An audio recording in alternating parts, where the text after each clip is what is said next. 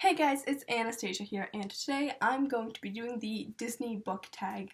Hey guys, I'm just going to pop in quickly to let you know that there are spoilers for books in this video. Anyways, back to the video.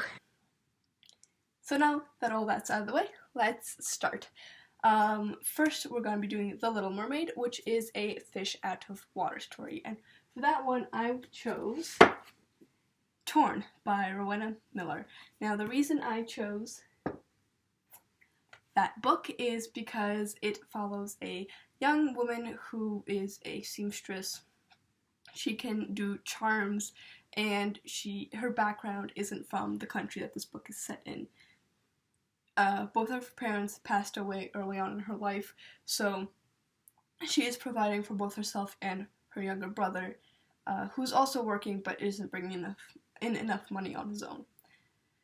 And then she gets this very good deal with someone from the upper class, and she basically is taken from the lower class and brought up to the upper class and is made a part of that culture and society, and her brother doesn't approve, and she has to deal with being in that society and not knowing about any of the customs or anything like that.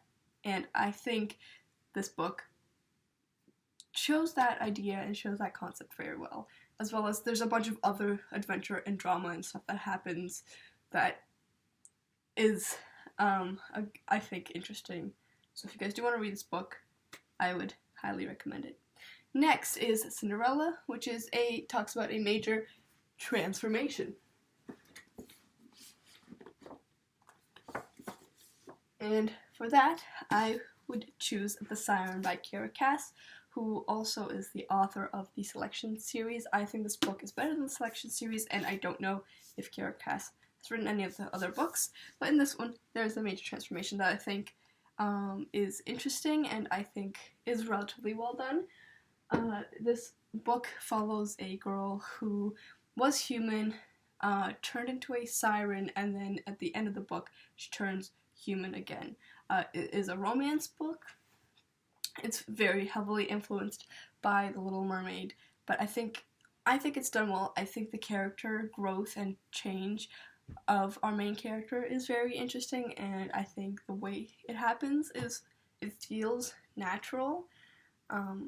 So yeah, that's the major transformation, the physical and the character development. Next is Snow White, where there are many characters in the book. So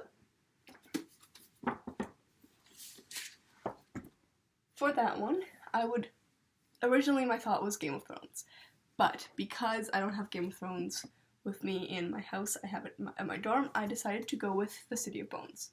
The City of Bones in and of itself doesn't have that many characters, but after the series has grown so much, because it has grown quite a bit, all the characters that are introduced keep getting introduced throughout the whole entire series, as well as the prequels and the sequels, and none of the original characters, none of the first characters are ever really taken away. They're always in the story. For example, in the sequels, Clare and Jace are still there. They're not as prominent of characters, but they are still a part of the plot and a part of the stuff that is going on. They're not just in the periphery. So there are a lot of characters to keep track of and make sure you follow along. And for me, it gets harder and harder with every release. It actually came to the point where I don't want to buy any more books from Cassandra Clare because there are a lot. And if you don't know what the Mortal Instruments, the Infernal Devices, or the Dark Artifices are, it's a fantasy book that follows people. It's all set in the same world, and it basically follows where there's a bunch of supernatural stuff going on. There's like a little bit of war, a little bit of love, some weird / maybe not the best themes. So yeah, that's that one. Next is Sleeping Beauty, which is a book that puts you to sleep. Now, this book isn't on my shelves anymore, but I did put it back up here just for this video, because I will be giving this book away relatively soon, and there's a few books I'm going to be giving away that I will make a quick video on later on, or maybe list somewhere, so if you guys want me to review those, there'll be less in-depth reviews that you'll know for future reference. But anyways, that book is The Rise and Fall of D.O.D.O by Neal, Stephenson, and Nicole Galland. Now, I think this book started out really well, really interesting. I enjoyed the premise, I enjoyed the original characters, I was intrigued into where it was going, and then it got slow, and it got boring, it got repetitive, and I really didn't like it. So, I never finished it, but I did read enough of it where I felt like I could give a star review on it, so I think I do have a star review on my Goodreads for it. So yeah, I kind of fell asleep to this book. I didn't finish it. I didn't want to finish it. I don't want to finish it. I'm giving it away. If you guys want to know, it basically follows this young lady who runs into this young man, and basically he works for the government, and she gets recruited, and this small government branch is experimenting with time travel. And there's a little bit of magic in there too. And then it goes from there. So, yeah. Next is The Lion King, which is a book where there's a character with a traumatic childhood. And for that, I would choose A Shadow Bright and Burning by Jessica Clues. This is the first book in a trilogy. It follows a young girl named Sophie who basically has magic she's not supposed to have, who is living at a time of great a great conflict in the country that she lives in. She lives in England, like alternate dimension England, and basically there's a bunch of monsters that are ravaging the world. And also she was given away to an old girls' school by her aunt after her parents died, and this old girls' school has a dean, I believe, like a principal, who's abusive to all the little girls there. So that was a fun read. I mean, it is a fun read. The trauma doesn't really come up all that much, but I would think it's kind of traumatic. As well as her only friend is a guy who was tainted by the beasts ravaging the world, and so he's ostracized by the rest of the society, and he's her only friend. So obviously by association, she's also ostracized. So yeah, I think her childhood is pretty traumatic. It comes into play every once in a while.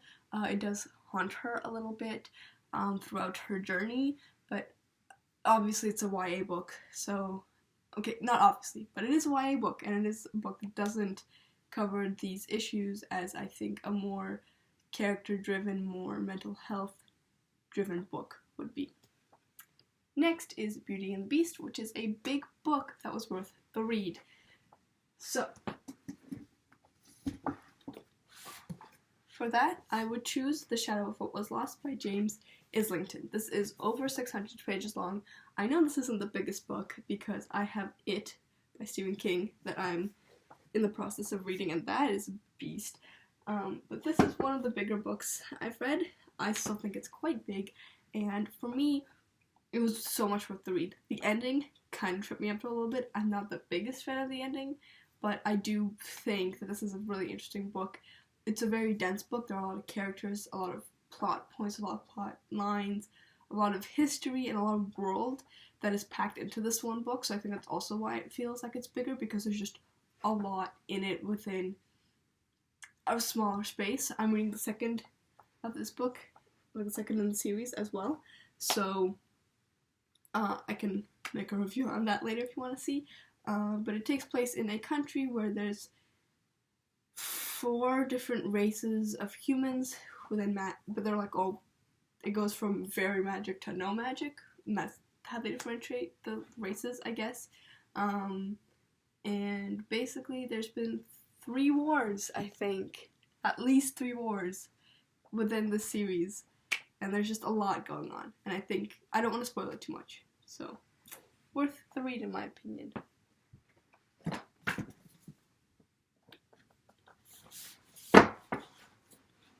Next is Aladdin, a character who gets their wish granted. And for that one, I chose Mirrored by Alex Flinn. This book follows 2 characters, one at the beginning, one at the second one. Alex Flinn actually writes books that are like fairy tale retellings. So in this one, it's the evil queen is the first character, and the daughter Snow White is the second character. And so, kind of spoilers right now. So if you don't want to hear this, I recommend you guys just like skip.